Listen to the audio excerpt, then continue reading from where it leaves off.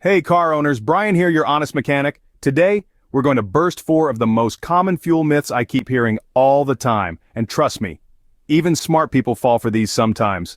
Let's save you some money and headaches, alright? Let's start with myth number 1.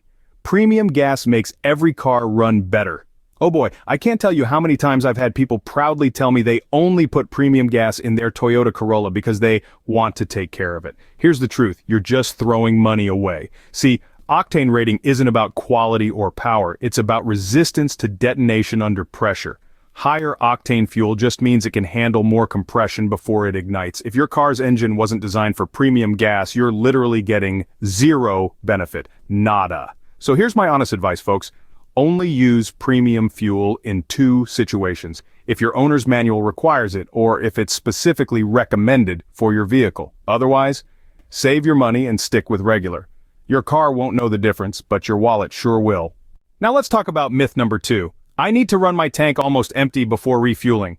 This one drives me nuts because it's actually harmful to your car. Let me explain why. Your fuel pump sits in your gas tank, and guess what keeps it cool? The fuel itself. When you constantly run on a near-empty tank, you're basically making your fuel pump work harder and hotter than it needs to.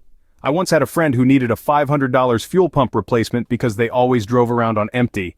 So, what is the best practice? Fill up when you hit under quarter tank. Your fuel pump will thank you. Moving on to myth number 3. Topping off after the click gives you extra gas. Wrong. When you hear that click, your tank is full. Period. Here's what actually happens when you try to squeeze in just a little more. The extra gas usually gets sucked back into the station's vapor recovery system, and you risk damaging your car's evaporative emission system, and you might even cause gas to spill out when your car's parked on an angle. And here's myth number 4. Ethanol in gas is always bad for your car. Listen folks, I see this one all the time. People freaking out about the contains up to 10% ethanol sticker at the pump. But here's the real story. Most modern cars built after 2001 are perfectly fine with ethanol blended gas. Now don't get me wrong, pure gasoline will always be the best gas to use, and ethanol does have a bit less energy than pure gasoline. So you might see a slight drop in fuel economy, but we're talking maybe 3 to 4% here. Here's something most people don't know. All gas stations in your area get their fuel from the same few pipelines.